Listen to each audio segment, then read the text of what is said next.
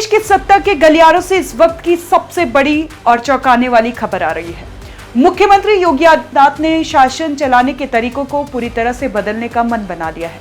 अब यूपी में विकास की फाइलों पर सिर्फ मंत्रियों की मुहर काफी नहीं होगी।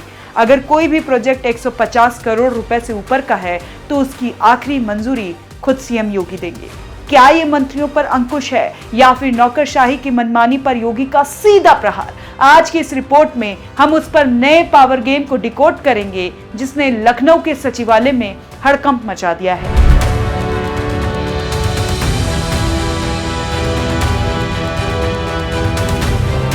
अब तक की अर्थव्यवस्था क्या थी? अब तक मंत्रियों के पास बड़े प्रोजेक्ट्स को पास करने की वित्तीय शक्तियां थी, लेकिन नए आदेश के मुताबिक 150 करोड़ से ऊपर के प्रोजेक्ट अब सीधे मुख्यमंत्री की टेबल पर जाएंगे। निगरानी का नया सिस्टम, प्रोजेक्ट की जरूरत, उसकी लागत और टेंडर की प्रक्रिया, इन सब पर सीएम ऑफिस की पैनी नजर होगी। योगी आदित्यनाथ जानते हैं कि यूपी में भ्रष्टाचार की जड़ें फाइलों के नीचे दबी होती हैं। 150 करोड़ का ये लक्ष्य रेखा खींचने का मतलब ये है कि अब खेल मंत्रालयों के स्तर पर खत्म नहीं होगा। ये सीधे तौर पर मंत्रियों और बड़े अफसरों को संदेश है कि राज तिजोरी पर नजर मेरी है। इस फैसले के पीछे की सबसे बड़ी वजह है जीरो टॉलरेंस पॉलिसी। अक्सर शिकायतें आती थी कि बड़े प्रोजेक्ट्स के टेंडर में चहेतों को फायदा पहुंचाया जाता है या बजट को बढ़ा चढ़ाकर पेश किया जाता है। सीधा कंट्रोल अब सीएम योगी के हाथ में होगा। एक एक पैसे का हिसाब खुद देखेंगे। कमीशन खोरी पर लगाम लगेगी। जब फाइल मुख्यमंत्री के पास जाएगी तो मंत्रालय में होने वाली डील का स्कोप खत्म हो जाएगा। लेकिन यहाँ एक कड़वा सवाल भी है। क्या मुख्यमंत्री को अपने कैबिनेट मंत्रियों की क्षमता या ईमानदारी पर भरोसा कम हो गया है?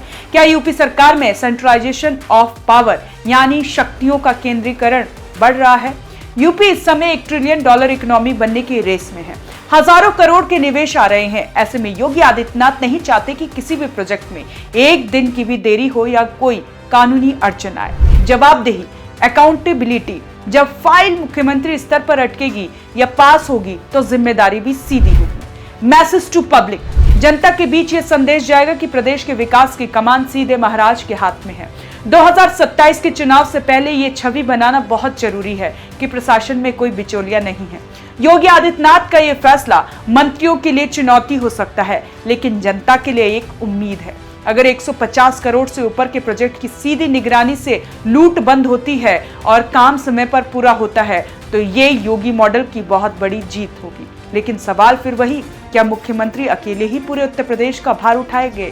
क्या सिस्टम के भीतर विश्वास की एक कमी भविष्य में किसी नए सियासी टकराव को जन्म देगी? आप क्या सोचते हैं? क्या मंत्रियों की ताकत कम करना सही है या फिर भ्रष्टाचार मिटाने का सही इकलौता रास्ता है? कमेंट में अपनी राय जरूर दें और देखते रहें ओएनजीयूपी उत्तराखंड।